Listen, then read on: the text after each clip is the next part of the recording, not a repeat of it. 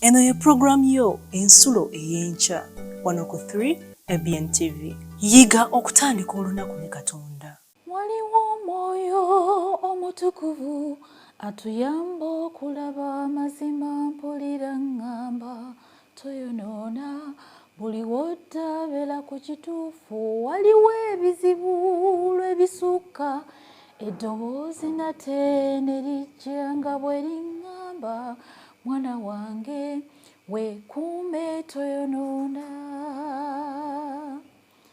Amanya n'eddoboozi Nakaggarobina Kimuli. Mbaanirizaako nate ku nkya eno ennungi eya puroguraamu yaffe ensulo ey'enkya wano ku TV yaffe eŋŋanzi eya 3 ABN. Era nkwebaza nnyo nnyini ddala ggwe andaba era ampuliriza kubanga ofuddeyo nnyo okwerekereza otulo otw'enkya n'osobola okubanga osisimuka ng'osisimukira wamu naffe ku kyenkya kino ekiganzi ekigenda okukola obulamu mu lunaku lwo luno lwonna. Ekyamazima obudde buba bunaatera okukya, tutera nnyo okuwoomerwa otulo tw'oku nkya okwo. Obeera owulira nga toyagala kuva mu buliri, naddala sizoni eno ey'enkuba. Owulira nga weenyoola, bano balabika bakedde, ssaawa nga si zeezo. Naye njagala okutegeeza muganda wange mwannyinaze nti ssaawa zeezo 11:30 zennyini nga bwe twateesa era nga bwe twakutegeeza osobole okuba nga ofuna ekyenkya kino. Ekyamazima okyetaaga, nkyetaaga kubanga Katonda bwe tutatandika naye ebintu ebiseera ebisinga tebitambula bulungi, naye era n'ebibanga bitambudde bulungi aba akusaasidde. Akimanyi nti no toyinza kubeerawo waatali kubanga obulamu kitegeeza Katonda. Leero nate tumwebaza kubanga atusisinkanyizza okusobola okubanga atuyigiriza ekigambo kye. Naye nga tetunnatuuka ku kyakuyiga kya leero, tujja kuba twejjukanyaamu ku kyokuyiga kye twayize amakya ga jjo ekyabaddeko omutwe ogugamba nti nno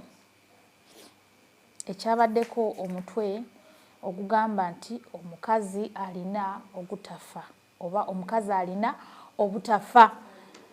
Twalabye nti nno omukazi alina obutafa kitegeeza ekkanisa ennamu. Ekkanisa tekitegeeza kizimbe, ekkanisa tekitegeeza kifo abantu we bakuŋŋaanira ng'abamu bwe tuyinza okukirowooza nti ekkanisa yo yaawa yeegindi, ekkanisa yo yaawa yeegindi.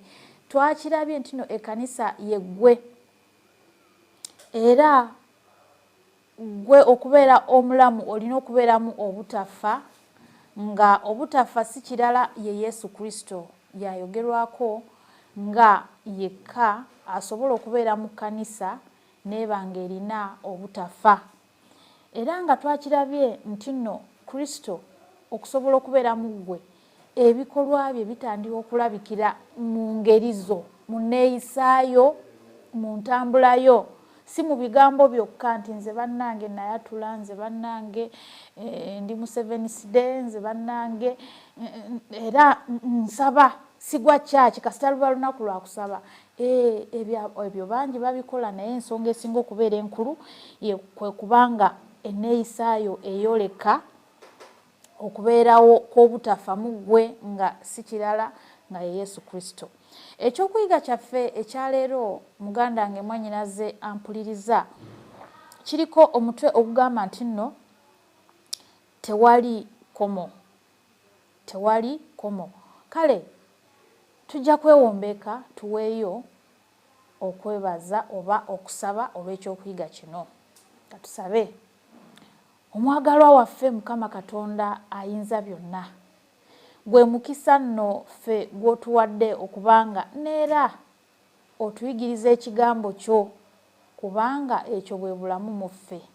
Jangu wambatire emmeeme zaffe n'ebirowoozo byaffe tuyige ebyo by'onootuyinzisa okussa mu nkola olw'okusinza n'okuweereza ku lw'obuyinza bwa Mukama waffe Yesu Kristo. Amiina. Amiina. Nga we nkutegeezezza muganda wange mwannyinaze, ndaba ateera ampuliriza nti omutwe gugambye nti nno tewali kkomo, era nga olunyiriri lwaffe olw'okujjukira tujja kulusanga mu Bakolinso ekisooka, Bakolinso ekisooka oba ebbaluwa y'Abakolinso esooka, essuula e15 olunyiriri olw'10.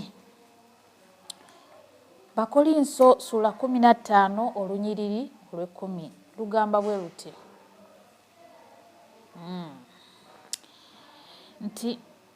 nti naye olw'ekisa kya Katonda bwe ndi n'ekisa kye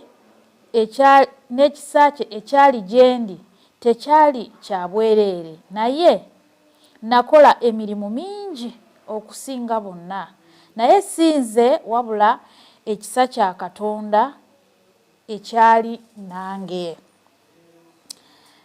Ebigambo bino Pawulo yabyogera. Pawulo ye yawandiika ebbaluwa y'Abakolinso esooka n'eyokubiri ng'awandiikira abooluganda abaali be yali akolamu omulimu ate era ng'abayigiriza nabo okubeera abaweereza eri banne oluvannyuma, ng'abayigiriza okubeera abaweereza eri bannaabwe oluvannyuma lw'okuyigirizibwa. Agezaako okubalaga nti nno obuweereza teyabukolanga ku bubwe, Katonda ye yamukozesanga. Njagala okutegeeza muganda wange mwannyinaze nti nno obuweereza buno weewaawo Katonda yatukozesa. Omuntu ne wabeera aweerereza emyaka mingi, ayinza okubeera omusumba, ayinza okubeera omuweereza nakyewa oba obuweereza mu ngeri yonna, kabubeera obuweereza obw'ebikolwa. Ne bw'oba ekintu okikoze emirundi n'emirundi mingi ng'okoze amazima ebbanga ddene, ebirowoozo byo tobiwa Yesu, otosaba Mukama Katonda ayongere okusobozesa.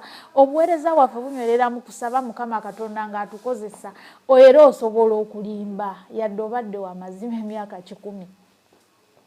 Amakulu nti si ffe naye oyo Katonda atula mu ffe.